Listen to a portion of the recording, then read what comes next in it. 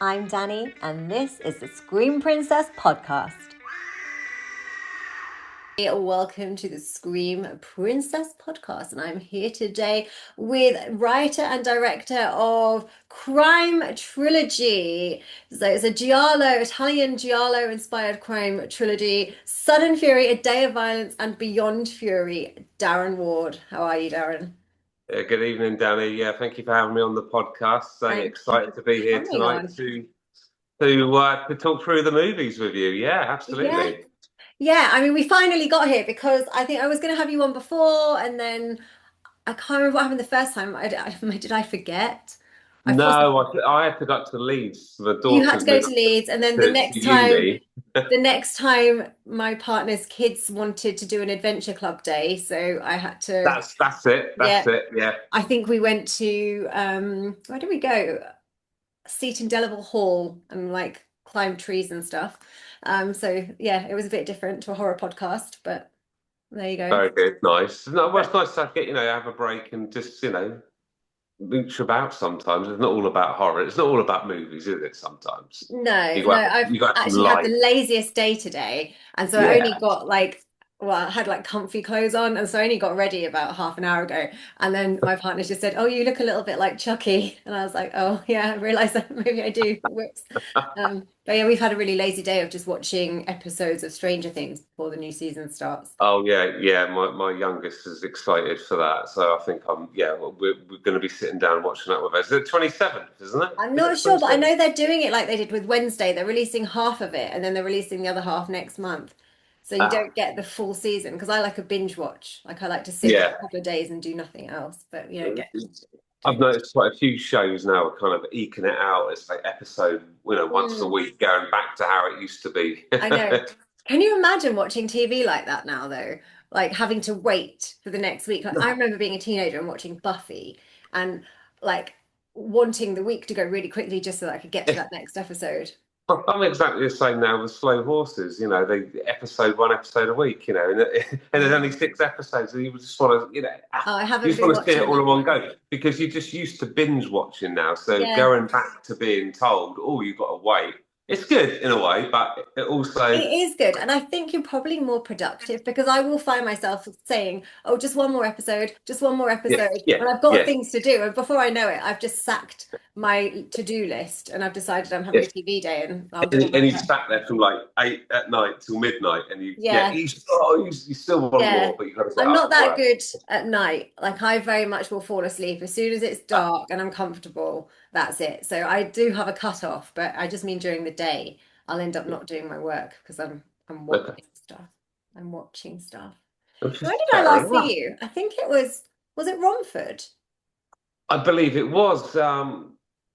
Was it this year? Or was it the year before? No, it was this year. I Romford this year. think They it all was this blur. I've year. been to loads this year, and I kind of just. I think it was March this year because I was recording the podcast there and I remember saying to you, if you've got a chance, come on. But I think you were only there for a little while, so Yeah, we were there with one of Sam's movies, Sam Mason Bowles, yeah. I believe. So we went into the screening, and yeah, Mhm. yeah. But it's just great to be here now, finally. Yeah. So tell me about how the Hmm. trilogy came about. Ooh, okay. It was a So long time ago now, right? yeah, yeah, yeah. I mean, it's so I started making movies, picking up a camera and just mucking about with your mates, making silly little sort of parodies and stuff. Sort of way back in 1989, and I was 16, and literally had a full Panasonic M7 camera. He put a full size VHS tape in, and he would just record on that, and Mm. you could go back and get your edit point just about, and so you could edit in camera. So we would chuck things around, and then I got I'm a 70s child, so I grew up with the whole kind of video nasties boom and Hmm. saw a lot of movies, but maybe I shouldn't have seen when I did. But hey ho, they were there, so I watched them and Yeah. fell in love with Italian horror and movies in general. It was always from a young age, just like kind of excuse me, looking at what's on the screen, and it's been how did they do that? What's behind that? And originally I kind of wanted to go in and do special effects, makeup, prosthetics, Mm. and stuff. It wasn't until there was a like I kind of I will answer your question about this. This is a long That's answer to okay. how Sudden Fury started. So um, when I was so I left school in '89, so 16, and local video reps said, "Oh yeah, you love your movies, don't you?" And I'm like, yeah, thinking he had some sort of hooky copy of ET or whatever it was at the time under the counter. But no, he said, "Oh, I got some friends of mine that are making low budget horror movie, and they're looking for a couple of extras to play."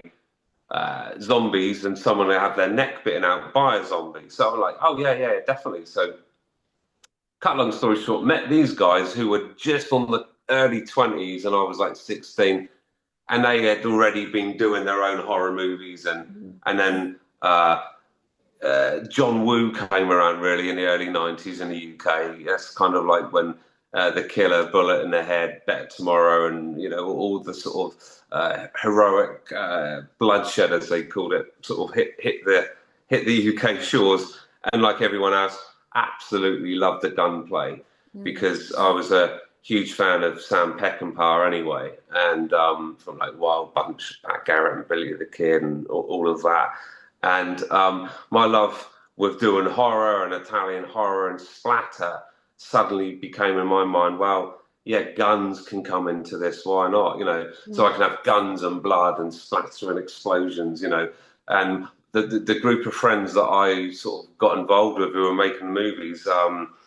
Alex Davardi, who since his first feature as working on special effects was Lock, Stock, and Snatch, Die Hard, and blah blah blah, and he's got 100+ credits now. World War Z, Game of Thrones, Mm. all sorts of stuff.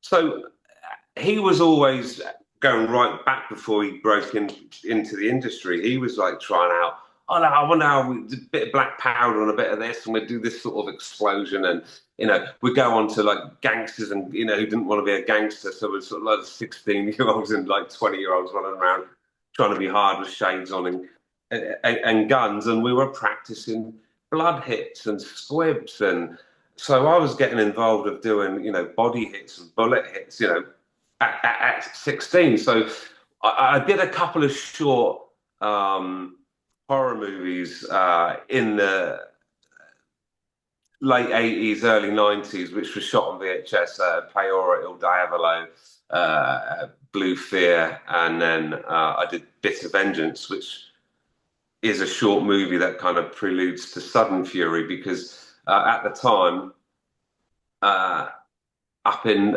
Piccadilly at Barber, Jeremy Beadle used to host an annual British Amateur Video Awards. So it was send in your movies. They had to be under 18 minutes long and any kind of genre. So at that particular time, as I said, I thought, well, I've done a bit of sort of blood and guts and all of that on a real low key level. And most of these movies no one's seen because it's not for me to put them out there. There's sort of a lot of other people involved as well. But they're like just short 15, 20-minute blood-soaked movies. But so when it came to Barber in '94, I thought, right, I'm going to do a John Woo kind of homage, yeah, stroke Peckinpah. And we managed to get a lime pit just outside of Salisbury, a big sort of lime quarry, and bribing the guy with, I think, a couple of bottles of whiskey or Bacardi. He just let us get in there for the weekend and said, there's not really much you can damage. Just, we told him what we were going to do. Just get down there, boys, have some fun. Well, that weekend became 3 weekends. And out of that, I ended up with a 17-minute short called Bit of Vengeance. So when that went to Barber, I got very highly commended by the judges, and they kind of really dangled a carrot by saying, we would love to see how these characters of Walker, Jimmy, and Randall, what would become of those characters in a feature. Mm. So that instantly got me thinking. So we're now sort of mid '94. So I started to write scenes to extend Bit of Vengeance. Now, they've been shot on VHS, and suddenly I'm down the pub with Alistair and some of the other guys, and we met this guy, uh, Peter Dobson, and he had a full U-matic low band and high band U-matic edit suite now, and the cameras now. For people that don't know, the U-matic was used to be broadcast cameras for the BBC and stuff like that in the 80s. So he comes along and is like, well, it's going to wipe the floor of what the means you've got, at our disposal. We only had the VHS cameras, and Sudden Fury was never going to be the Sudden Fury that you see now. It didn't start out to be like that at all.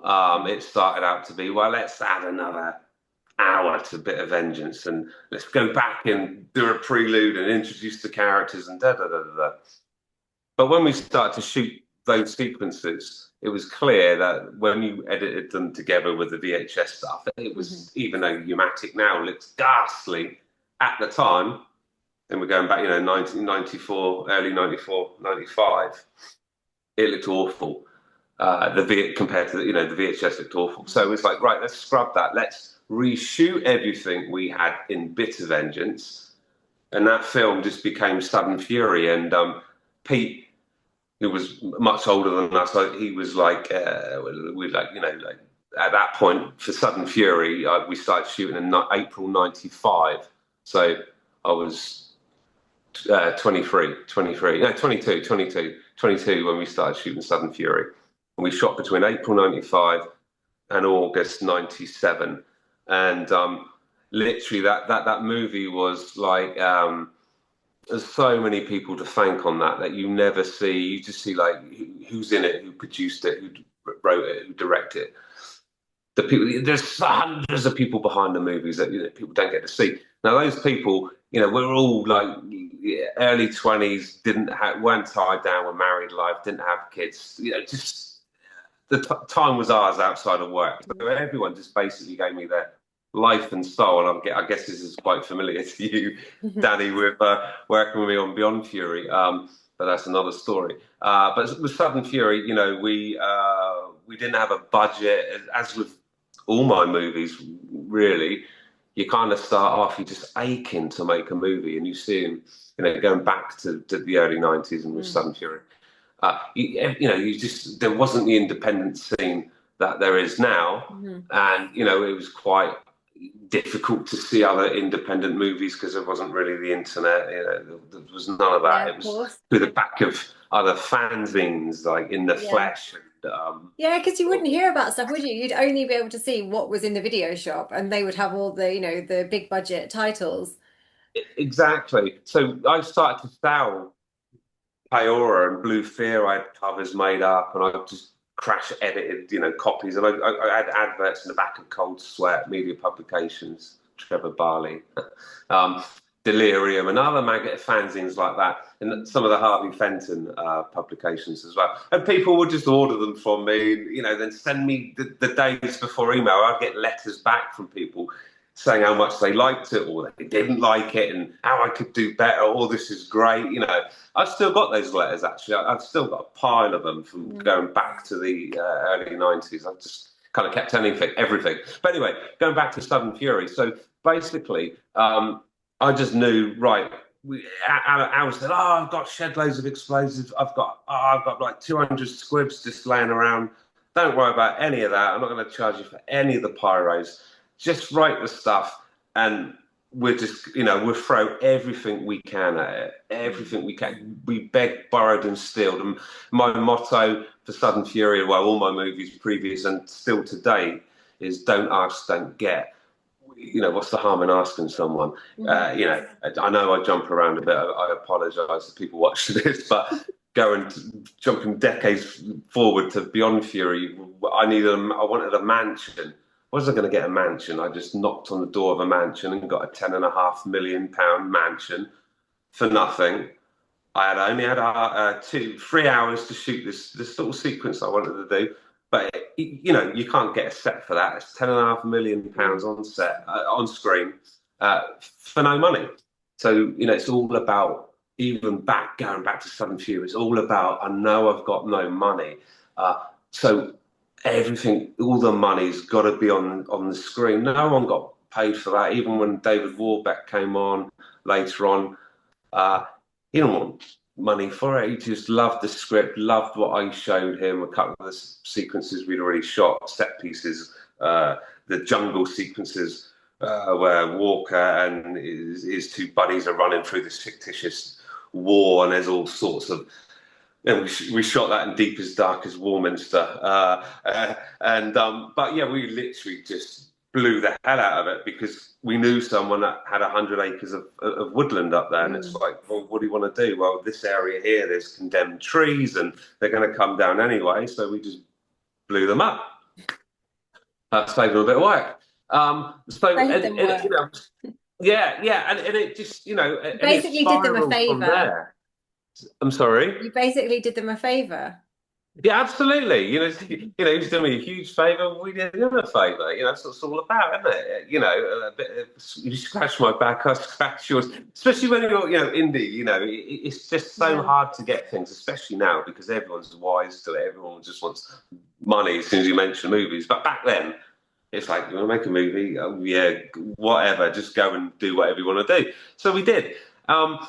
As I said, there was no budget. The money was scraped together, family and friends, and then we got to a point, and I went to a film festival in Hampstead, run by Trevor Barley and Media Publications. It was at the Everyman there. It's one of their weekend festivals, and Jean Rollin was there, Brigitte Lahaye, and a few others. And we just sat at the bar, and it's a story I've told many times, but I mean, we just sat at the bar, me and my friend Adam, that went up there, and he just tapped me on the shoulder and said, I think that guy that's just walked in is David Warbeck. So looked around as you do, and sure enough, it was. And he turns out, and he lived 5 minutes down the road in Hampstead. But so he came in, suddenly you got this form of people sort of queuing up, and it just kind of coincided, or it must have been planned, that Jay Slater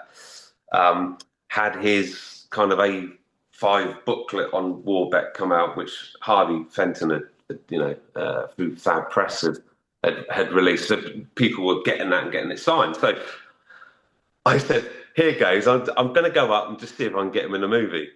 And my mate Adam says, well, what are you going to say? I don't know, I think of something. So went up, picked up one of the books. So I thought, right, I'll get that, get him to sign it. So put the copy of the book in front of David, looked at him and said, hi, my name's Darren Ward. I'm an independent film director, and I'm making this action movie. And I've got this character that I wrote for you called Pike. And I would love you to, see the movie, see what we shot, read the script, see if you're interested in doing it.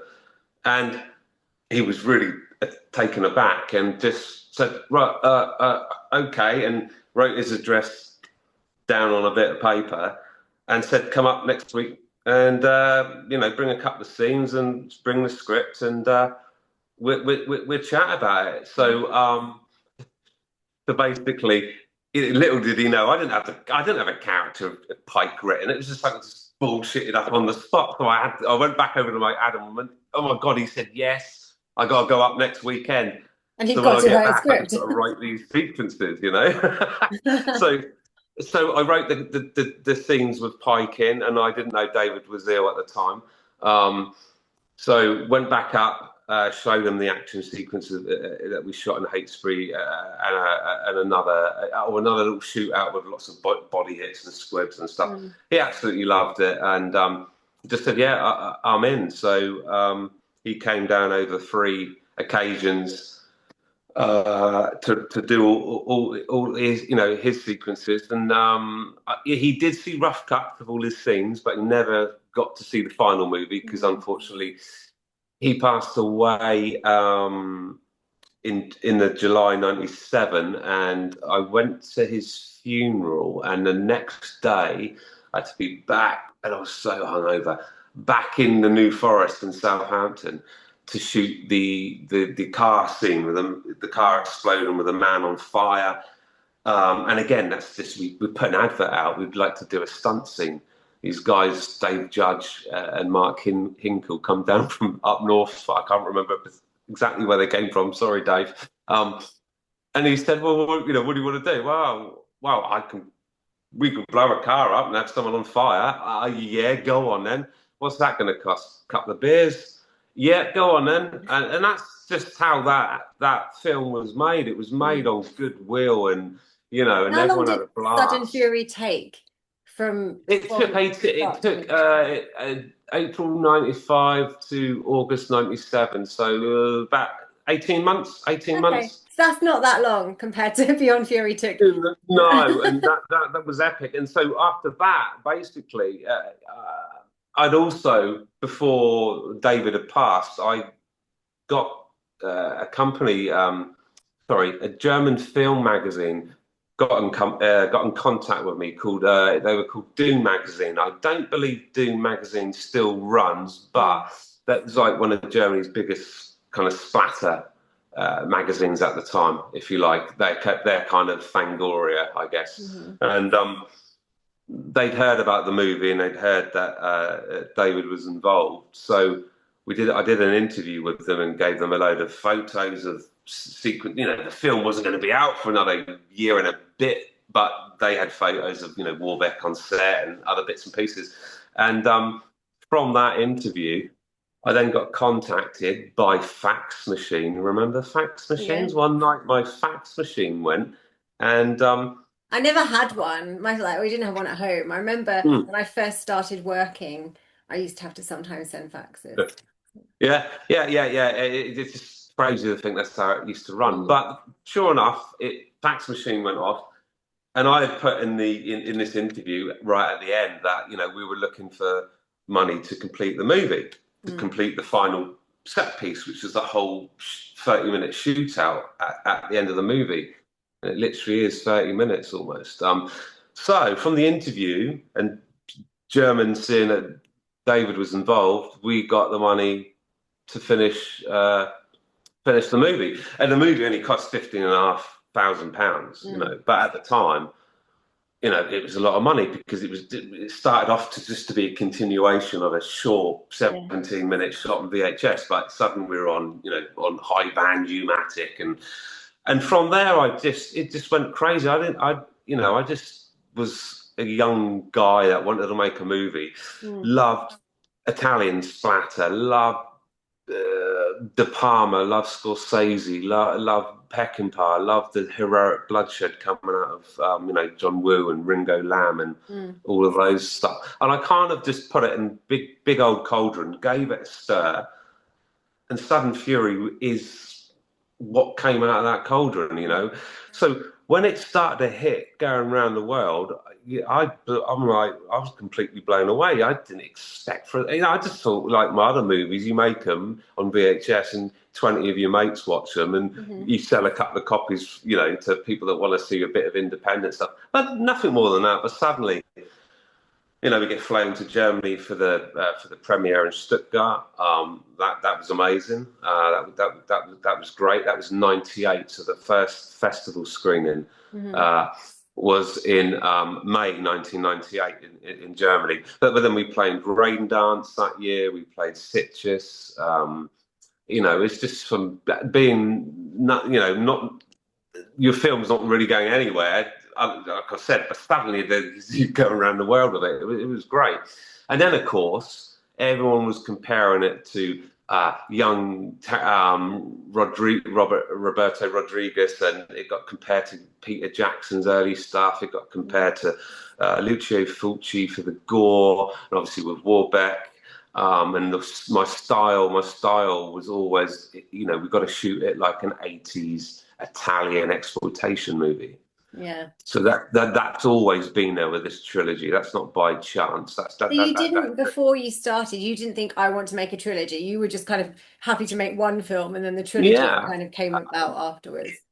absolutely. I didn't know that, and I didn't know the movie was going to go anywhere. And then suddenly it's like, well, what are you going to do next? And da da da da da. And how am I going to top Sudden Fury? Because Mm. the time in between Sudden Fury and me starting A Day of Violence. Okay, I did a short on Super 16 before that in 2004 called Nightmares.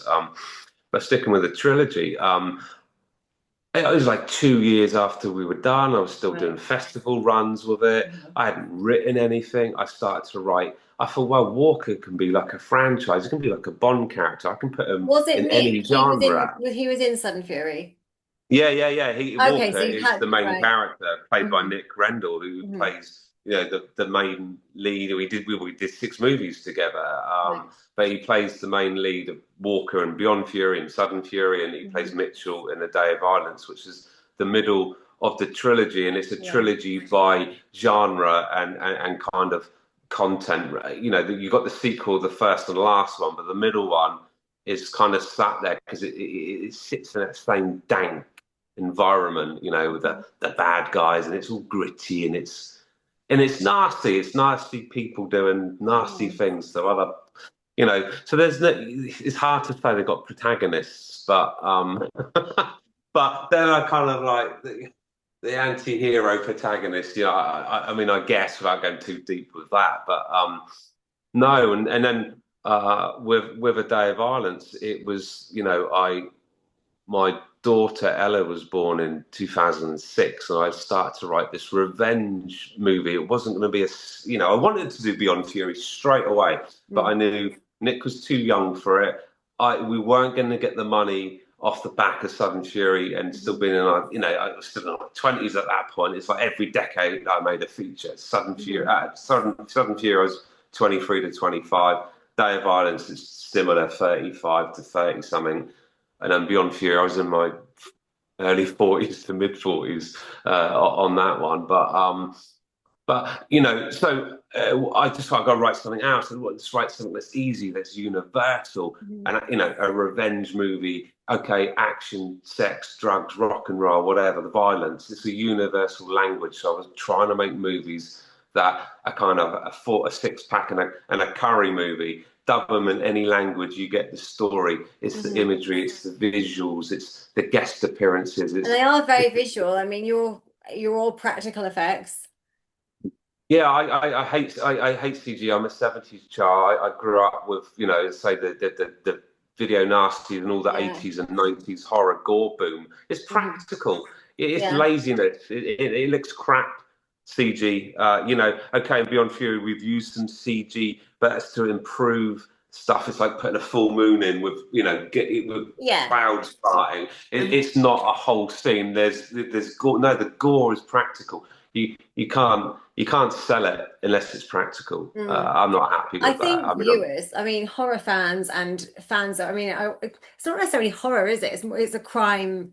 I mean, it's definitely yeah, horror. they You've got get some they, horrific stuff in there, but mm, like they- fans of film want to see it really done. I mean, we started watching the new Frankenstein last night, yes, and yeah, we fell asleep after about 30 minutes, but we've kind of like, what are we missing here? Because people are saying this is amazing. And the CGI was so obviously CGI. mm, It mm, it mm. was just it was like But some watching of a the film that was sets, made some of the badly. sets and the camera work and the aesthetics of it all were very, very, sumptuous, I thought, in places. But yeah, I'm with you on the other bits. It was a little bit sort of sluggish and that. But I mean, from a visual point of view, these days, for many years, decades, I kind of go in and watch a movie for its everything, not just who's in front of the camera Mm, talking, telling me the story.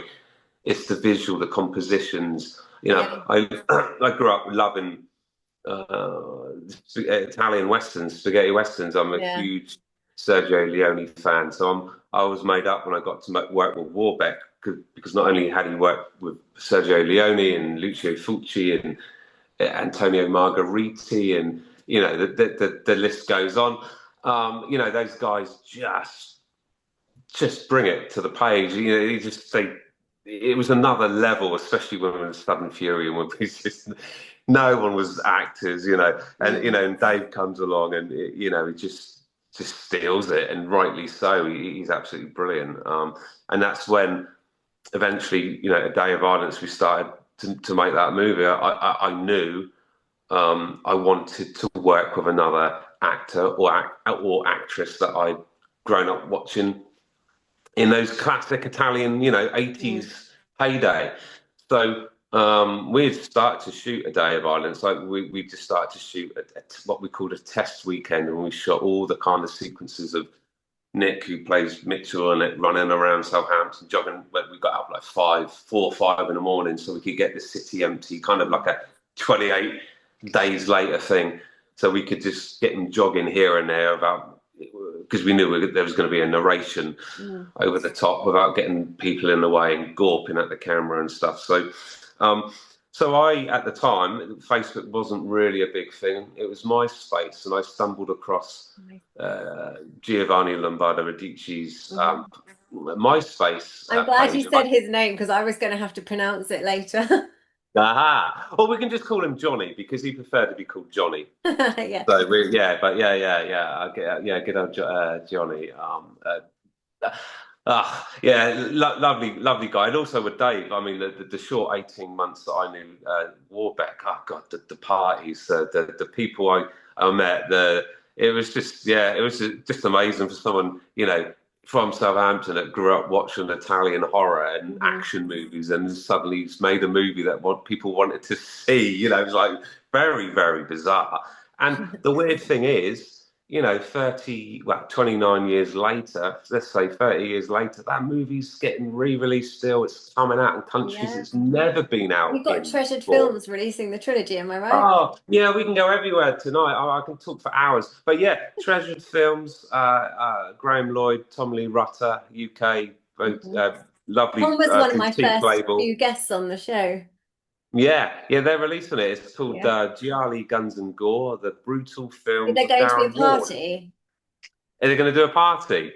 I feel like A launch party? there should be a party. There should be a launch party. Yeah, there should be. We have to get onto Tom on that one. Get Graham a tip in his back pocket. But yeah, it contains 8 movies. So it's 8 movies, all remastered.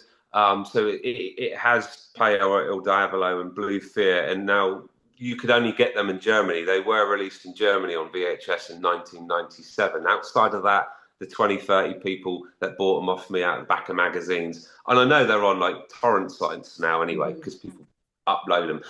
So there are loads of people, believe it or not, ask, why can I see these shorts? Well, you can't, but now you can. Yeah. And so this on a free disc, it's a free disc Blu-ray. There's a I don't know how many pages are in the booklet. There's a lovely booklet. Sudden Fury's been remastered, upscaled to HD. It's the best it's ever looked in since it was shot. A Day of Violence has got a new grade and has been remastered. First time Blu-ray in the UK, around the world. Yeah, it's been out for ages. UK, it was only on DVD from 101 Films back in 2010. Where we got to number 12 and he has the film charts in the Wow. country, I might add. And then Beyond Fury's on there. That's out in the UK, but only VOD via High Flyers until Mhm. now. So you'll get your physical copy, and it's got Passion on there, which is my new movie that just completed January this year, and we've just finished doing uh, festival runs with that, which was really nice to go back and do a short Mhm. movie because after Beyond Fury, I hadn't shot anything since we finished that in November 2018. Right. So I've been helping. Well, I know we're jumping about. We can go back and fill the gaps, Danny. Sorry, Yeah. but since we finished Beyond Fury, I've been helping Sam Mason Brown and Jackson Batchelor from Mm. Trash Up down in Portsmouth. They're Mhm. 20-minute drive for me, local film directors. So I've done about 5, 6 movies with them Oh, doing because special yeah, effects. I've seen you were working with them, and I forgot that they were south. So I was like, oh, Yeah, Belfast is not yeah, far they're like away. 12 miles from me Well, basically, we and are running out of time for part one. So before we hmm, get cut off, I'm going to give you a 15-minute break and I will send you a fresh link for part two. and we'll pick up the gaps of Day of Violence We'll pick Beyond up where we Fury. Yeah. left off. Yeah. Welcome back to the Screen Princess podcast. So, where did we leave off? Wow, we left off at Treasured Films. So yes, there's an Yeah. 8 film box set coming out from those guys on the 23rd of Feb next year. It's US and UK. You'll be able to pre-orders live now at Treasured Films and Mhm. filmtreasures.co.uk. We've also got Sudden Fury and A Day of Violence being re-released next year in Germany, Austria, and Switzerland as well. Mhm. That is for the upcoming 30th anniversary of Sudden Fury. Mhm. So that's amazing, that as I said, that film's still going. So going back, I guess, quickly to Day of Violence, so we can then go on to Beyond Fury. Mhm. So yeah, A Day of Violence, I started to write in 2005. My first daughter, Ella, was born in 2006. And I was at the point of I've written a lot of the set pieces. I find it very easy, the action, the gun scenes, the gore scenes. It just, I never That's get where I'm stuck. useless. So if I'm writing like a big fight or a battle, I'm just like big fight, battle. Yeah. Oh no, see, I've got to go in and immediately I'm seeing the camera and I'm editing it as I'm writing it. It's Yeah. awful. That's just that's how I do it. Everything's edited, shot years before I make a movie because it takes that long to make them. Hmm. But it's just, so, yeah. So A Day of Violence. So I was stuck with the point. Well, what's the crux of the movie? So then I thought, being being a dad for the first time, I thought, what would someone do? What's the length someone would go to for family, be it stepdaughter, but still family. So that then became really easy for me to finish that script once I Mm. knew, where Mitchell's character was going to and where he was coming from and what kind of redemption he was trying to. All Hmm. my movies have got kind of like a link with someone's trying to find redemption and for something. I don't know why. It's like people ask me why in all your movies is someone tied down to or strung up somewhere where they're absolutely helpless, can't move, and whatever's coming will. I don't know. It's just I don't know. It's Because some you can. because I can. It's not trying to make it means this. It's not. It's just because I guess it's just like a subconscious trademark Yeah. I've just put in all my films. So A Day of Violence, yeah, we shot that between 2007 and we finished in April 2009. Now we had a 6 month shutdown because I had a huge carrot dangled in front of me of getting £3 million. I Hmm. shot I'm going to speed this up because I know I can waffle on.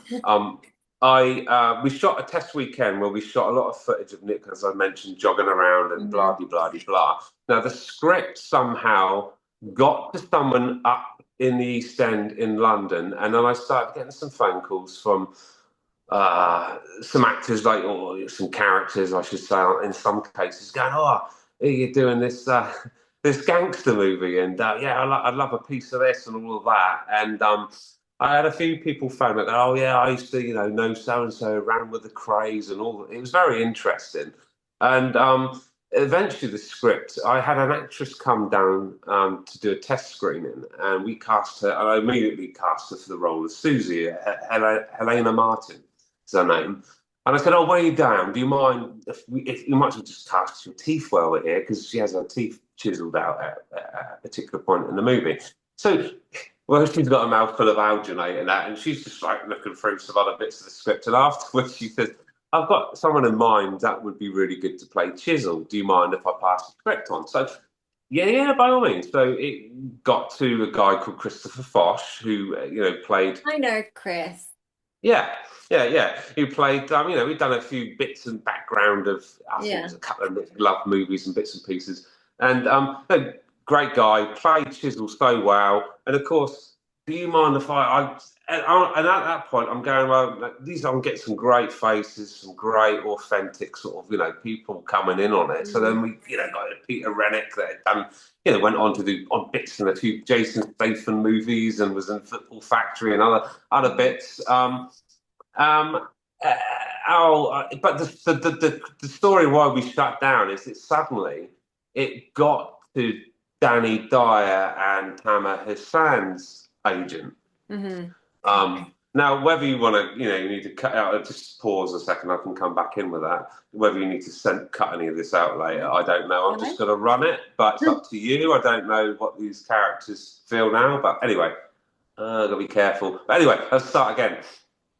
So eventually, the script got the agent of Danny Dyer and Tamer Hassan, and I had a phone call, and they said, we'd like to look at the script, the full script, because basically I'd gone up in Bethnal Green, no, Greenwich, sorry, Greenwich.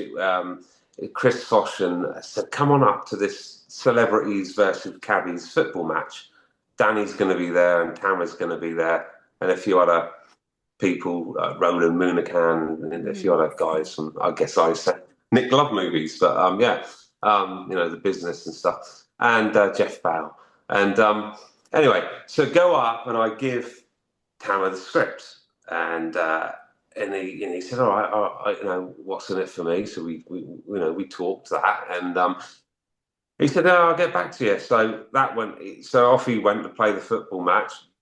Saw Danny on the way out, and Pete Rennick just stopped Danny briefly. We gave Danny the script. So then the next weekend or the next week, I got the phone call from their agent. That's how that went down. I'm getting old now. I'm 52. It was a long time ago.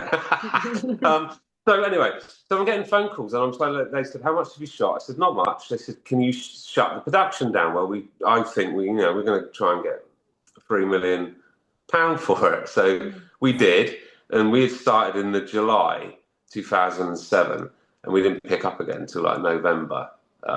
Anyway, we shut down, and it got through all these hoops. Eventually, it didn't come off, let's say. And we picked up and carried on. But I subsequently also had a few other meetings with, let's say, some interesting people who were quite keen to put some money into the movie. Because at this point, suddenly it's like, wow, I was talking to sales agents also. And at that point, Danny was really big on selling units. You had Danny in your movie, you're guaranteed, I was told 100,000 units, DVDs sold. It was just sort of like whatever it costs, get them. But ultimately, maybe it's a conversation for off camera. It didn't all work out, so that never really happened. So the first posters have actually got guest star and Danny Dyer on it, but I think only one of them got printed. Anyway, let's say we came close to that. So and again, it's a movie hyper realistic. I mean, Southern Fury, the action and the gore. Now, when I look at it, it's quite cartoonish. It's very, very over the top. And so, it'd been a good gap because we'd wrapped on Southern Fury in '97, and it came out in '98, and now we're 2005. So I knew I wanted to go in. Everything had to be really hyper realistic with the special effects, and then no cutaways. Just we got to go in there and absolutely shock the audience. I just wanted to. I thought I've got a Southern Fury, so I'm going to go mean and nasty with it, and I think we achieved it. I mean, it did very, very well. As I say, got to number 10, number 12 across the country in the supermarkets and stuff, and it went all over the place. Brazil, Scotland, America, Germany, Austria, Spain, France, Indonesia, Thailand. And the releases still come out, and it still gets re-released again with Sudden Fury because it's like kind of part of a trilogy now. I'm hoping there's going to be a lot more trilogy box sets coming out. Yeah. Okay, we're going to have the UK and US, we have Germany, Austria, Switzerland, but we want other countries to pick up as well. So again, it did really well. Festivals did really well. Won about 25 international awards. Ranging from special effects, a lot for special effects because it was really good, direction and acting and stuff. And then basically, when it came to Beyond Fury, I had a script that I wrote.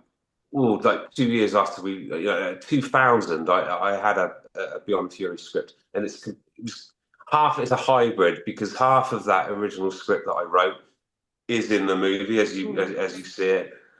But the other half of it, I had to revamp because it's like 20 years out of date, and technology had moved on, and things. I wanted to take it in a different direction. It was more Sudden Fury, more cartoony, what I call cartoony, sort of laughable, sort of over the top violence, and you could say it's still over the top what's in the movie. It is over the top, but it's mean spirited, and you know, it's just is how it is. Life's nasty sometimes, and I just don't feel the need to shy away from that. And obviously being anti-censorship and all the rest of it. So my movies, I don't self-censor when I write. I just write what I feel, what the characters are doing, and 9 out of 10 times, I don't think I've compromised on anything that's been in the script to page. Well, no, tell a lie. There's been a couple of things where money's not come in, that we've not been able to sort of do what we wanted to do. But that was more on Beyond Fury. The other two, whatever was on the page, we did and more, because Al would just go, "Oh, let's chuck this, and I've got this, and I've got that, and why don't we do?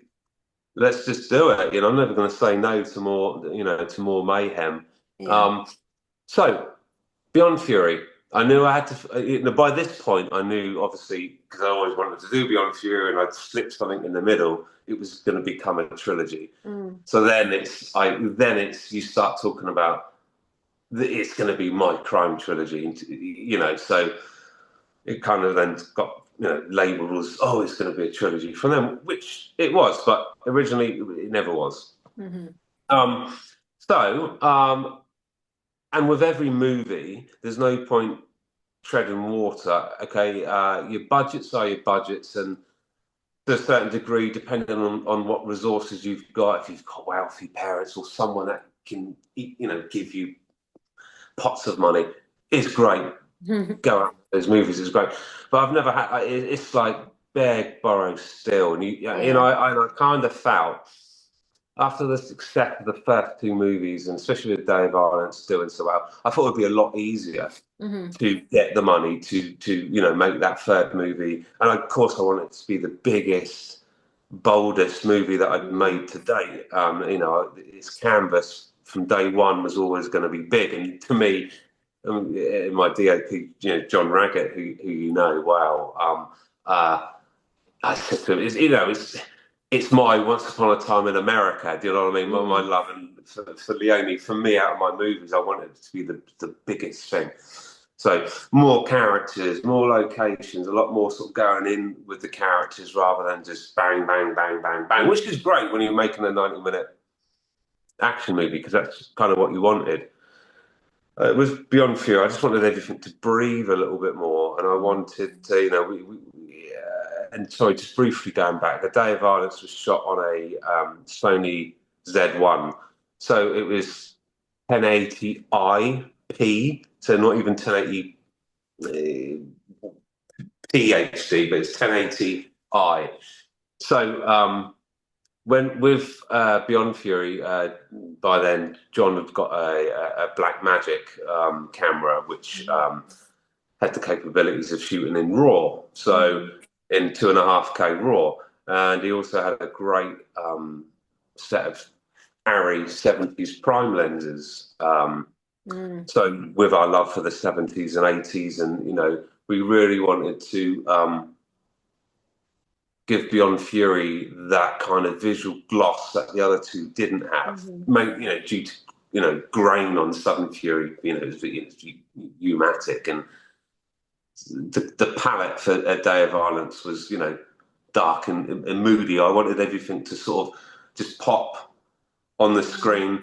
The colours, the visuals, the camera moves, everything. So it's very a lot of dolly, not so much Steadicam on Beyond Fury. There's a lot of Steadicam in A Day of Violence, but it's more like slide shot, sliders and track, and a lot of handheld, because you'll notice in my movies, you can have like a slick, nice, dolly shot introducing, and when the violence or things start to heat up, we go handheld, because it brings that intensity. It's almost like that, intensity that the handheld camera work and Cannibal Holocaust brings.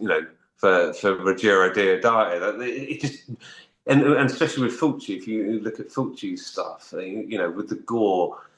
He lingers further. He goes in while the directors with a cut. So with the love of Argento and Fulci and Suave and Sergio Martino and Deodato and Umberto Lenzi and all those guys and many more that I've missed off, that's my love. That's where my ideas come from, Yeah. my aesthetics, my camera work. I will go back and I watch a lot of the 70s Italian police crime movies, and yeah, and it is all juxtaposed, lovely shots with rough, raw, and ready. Mm. And that's what I like to bring, especially for that trilogy. Excuse me, for that trilogy. Now, that movie we started shooting in April 2015, and we wrapped on November 18th, 2018. It Hmm. was the biggest, as I said, the biggest movie ever. And unfortunately, my makeup and pyro crew were stuck in Ireland for 3 years on the last season of Game of Thrones. So Right. it really did hamper getting that movie finished a lot Yeah. quicker. I think So my hair color changed in the middle. Then you yeah, had it to did. wait for Yeah, me to have yeah. go brunette It, again. like 6 months in between. But what it was, Yeah. we'd shot because we did a couple of Kickstarter campaigns. We got money in privately. I invested myself, but it came to a point that I knew all the set pieces had to be left for this magical lump of money to appear. Hmm. So we shot all the dialogue stuff. We shot everything we could that didn't involve a lot of heavy practical effects and gunfire because in all my movies I use real gun armorers. Beyond Fury is the only movie where I've had to put CG muzzle flashes in on a couple Mm. of the shots because it's too expensive to get an armor in just to do Hmm. a little scene of a couple of guns going off. When you've Yeah. got loads of guns going off, we got a real gun armor in, real shells, real flames, everything. You can't Mm. beat that. The actors, you feel that. They stood there going back, pretending. No, no, no, no. When you've got that kick of a real gun and the shells and the heat and the flame, that is what brings it. So that's what Mm. I'm about on my action sequences. So I was a little bit, I've got to, but it wasn't many. And there weren't, compared to the other two movies, I don't think there was as much gunplay in Beyond Fury Mm. as the other two. It's more, what can I get that's around me to kill someone that's attacking me? So it was a lot more nasty with the machetes and faces and eye gouge and close kind of Mm. wet work rather than a lot of gun work. And but no, and again, once that movie, and then once we'd wrapped, it went into almost 18 months in post production. And it was because it had to be graded and fully graded Yeah. and pop, everything to pop up. And there was almost 300 visual effects added and things removed. Like we shot in a hospital. We shot on the ground floor of a real hospital wing that I managed to blag. And basically, we were going to be on the top floor, so we had to green screen all the windows, also all the night footage, all the glass is fake, all the rain is fake, the city outside. And then in some shots, there's a mirror on the other side of the goddamn wall, so we had to do reversal CG shots for the Hmm. reflections as well. But anyway, that's the fun of making a movie today. And it was like, well, why Yeah. not? Because we can do these little things. It's not me adding to gore, it's me adding to an aesthetic or something. So I was quite happy with that. So that came out, and then COVID hit. So the premiere got pushed back from Hmm. when it was going to be April 2020 to whenever it was. And it came out in Italy, and it's out in Germany, it's out in the US and the UK, and a couple of other places as Where well. did it So premiere? Where it was it? premiered. Oh God, it premiered. What festival? In the Yeah. end, I did a.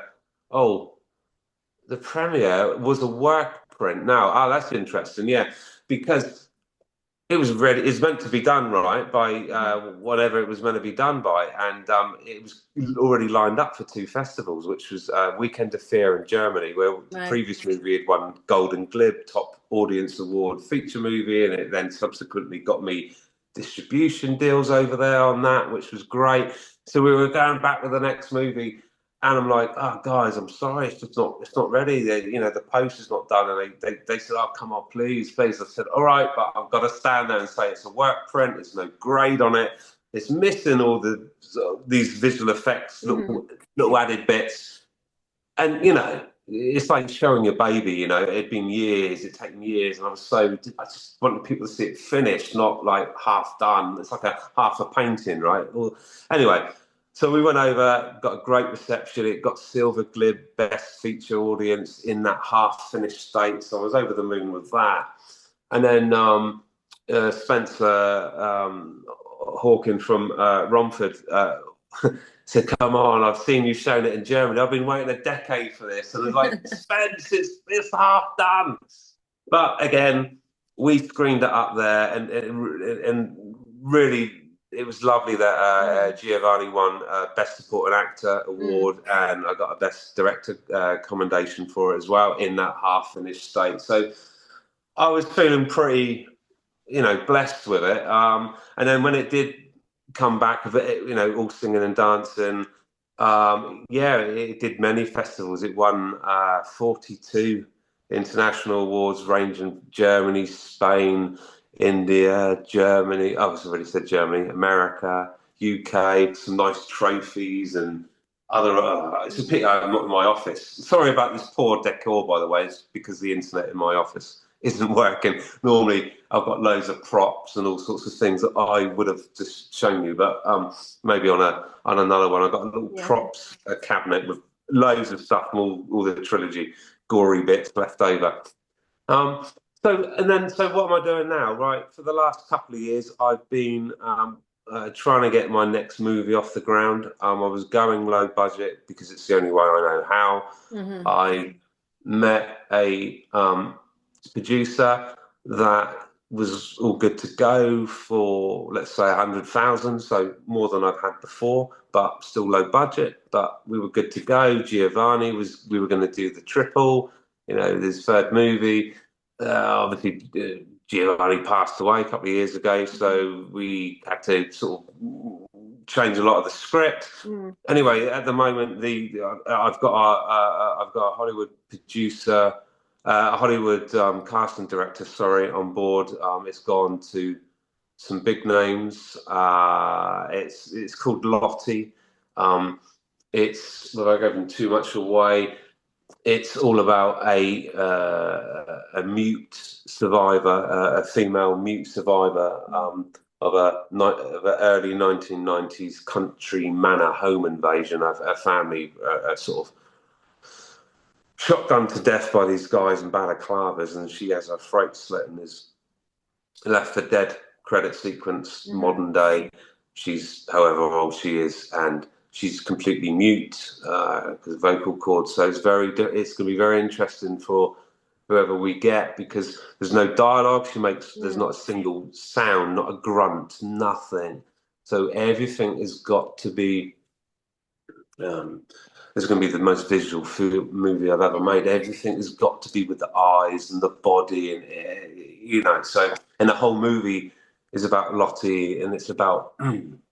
Again, I'm not going to give too much away, but let's just say, she gets involved, or she ends up somewhere which is really not a good place. And I'll allude to the fact it's underground, and she's basically got no skill set. She's not a walker. She's not like one of my other kind of like macho, David-headed, let's just tear it up. But, she's a tiny, and the thing is, she feels embarrassed, or for having survived. She feels that guilt for having survived, where her family were wiped out. So she's covered in tats and piercings to try and hide herself from the world as well. So that's one thing.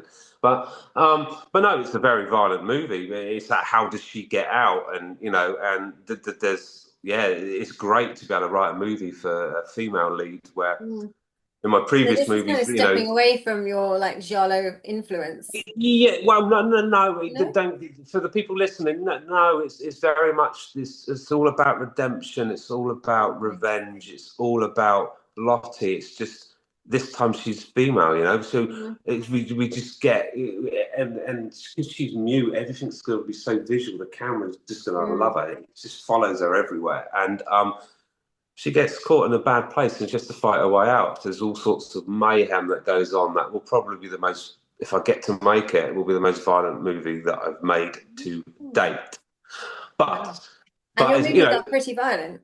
yeah. I mean, I've just got to get, we just got to get our actress to bring in a guaranteed amount of money, and then we've got to get our lead bad guys. But yeah, so at the moment, all I can say is it's going to be between 1.5 to 5 million if it works Wow. out with Mm. what's going on in the background at the moment. But Yeah. I've been walking on eggshells the last 6 months because it's been going back and forth to different uh, ridiculous people, actresses. You think, yeah, right. I can't mention the names at the moment, but Mm. got to some very, very, very big actresses. So, and it's just, again, it's just amazing. I'm just from Southampton. I've still got a day job. I work for the NHS doing IT for the last 34 years, and talking with Hollywood cast and directors and getting sent all these A-list names, and it's pick who do you want? Who do you want your Yeah. script to go to? And yeah, but I've been doing this for 30 years. I believe it when I see it, so I'm not Yeah. giddy I'm always over it. like that. Like, just wait to see Yeah. what happens. Yeah, I'm not giddy over it. And at the end of the day, if we don't get this, what sounds like, this astronomical amount of money, I will find someone and we'll do it for Yeah, you'll 100 or find another 150. way. That's it. So but so it will get done. So in the meantime, I know we're running out of time. So in the meantime, as I said earlier, the last in between uh, finishing Beyond Fury, giving it a couple of years because I was so involved with getting it to Mm. post and everything else. But the last 4 years, I've been doing quite a bit behind the camera for Trash Arts, Sam Mason Bell and Jackson Batchelor. Um, Gore makeup effects because I always wanted to do special effects before I, Yeah. became a director. So, you know, I can do quite a bit. There's the limit because I don't have the big ovens and you forget about doing all the foam appliances these days. But Mm. I can do bits anyway. So last year, though, so October, no, July 24, Sam said to me, "Oh look, we're thinking of doing another movie and doing an Mm. anthology. How do you fancy, uh, directing one of the short movies?" And I'm like, "Oh yeah, let me think about it, because to me, my mindset is I'm doing Lottie next, Hmm. and I'm very bad at that. That's why I'm not that prolific. It's like one every decade because I set my I'm like a bull to a red rag. I set my target and I don't give up till I've done it. So Yeah. it was going to be Lottie. Nothing gets in the way. It's Lottie. But they said, "Go on, man. Everyone wants to see something, you know, new from you." So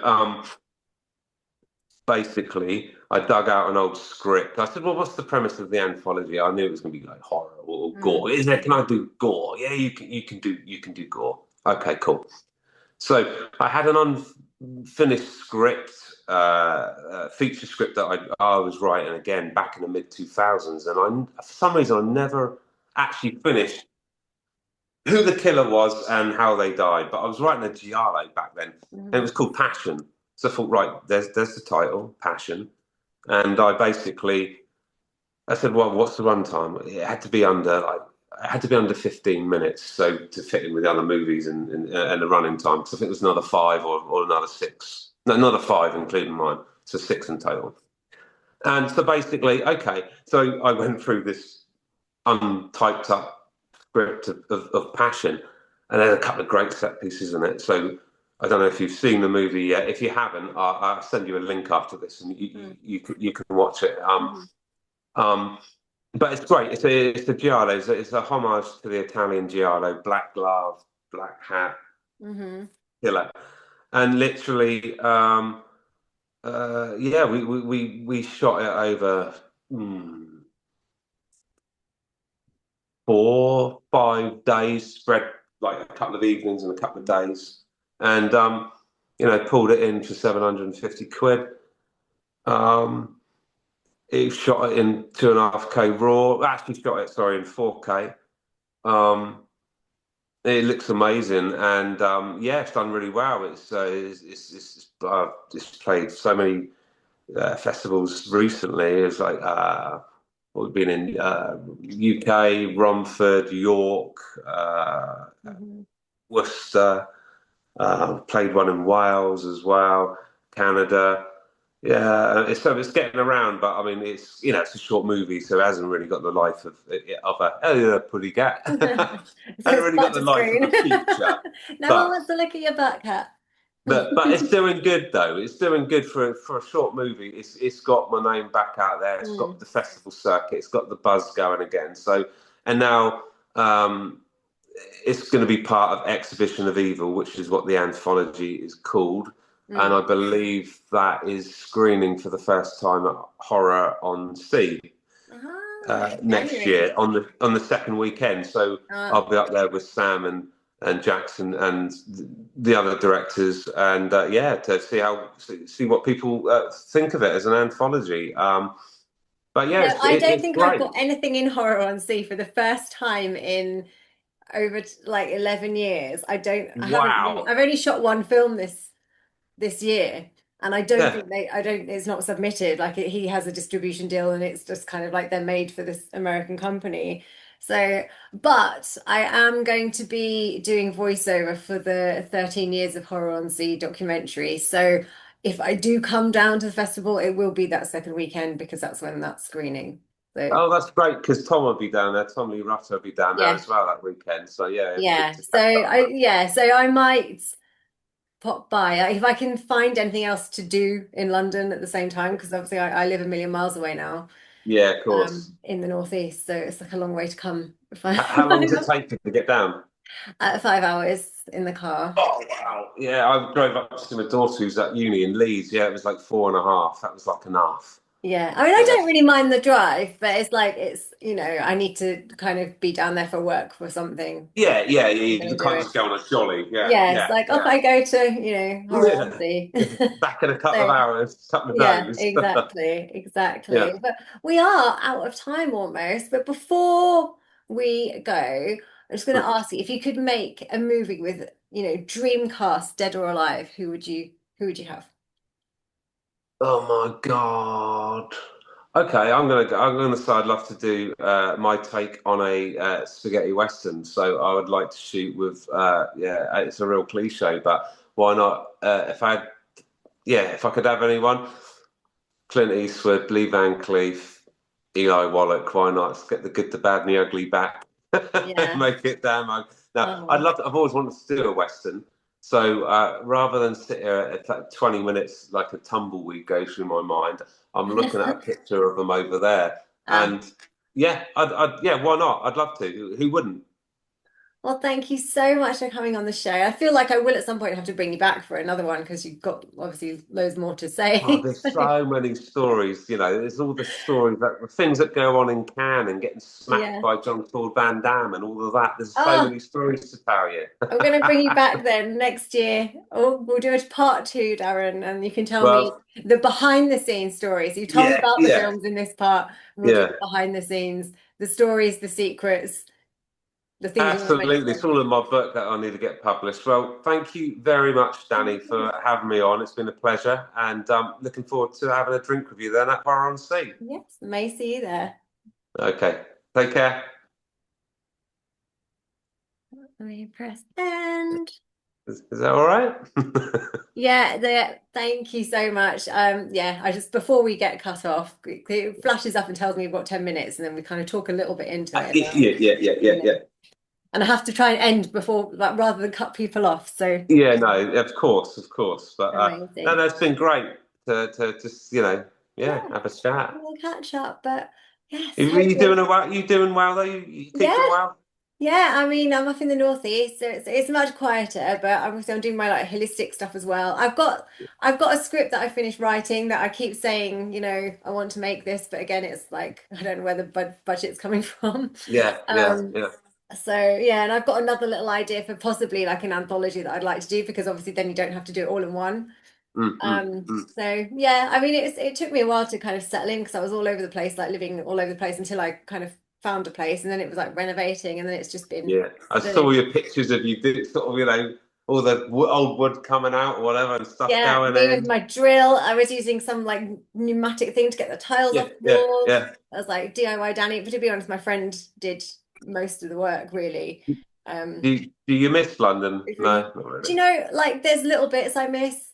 Like, I mean, I know that Frankenstein, there's an exhibition in Selfridges at the minute, and obviously, if I was there, I'd Yeah, just of pop along. course. Like, I can't just justify popping down to London and spending all that No. money for, like, an exhibition or something. So there's, Yeah, and the yeah, thing is, I didn't go out anymore. Like, it wasn't, it's not like I missed London, like nightlife and stuff, but, yeah. when No. there's events or things happening, you You know, sometimes think, ah, damn it. yeah, Yeah, like yeah, I yeah, mean, Alan had said about me doing Darkfest this year, but I yeah. didn't kind of like, I didn't actually, we didn't confirm or anything, so I'm not doing it. But like maybe next year I'd like to do Darkfest again. And that'll be like 2 years since, the Hmm. last one I did. Yeah, I'm not going to that this year. No, I've got Yeah.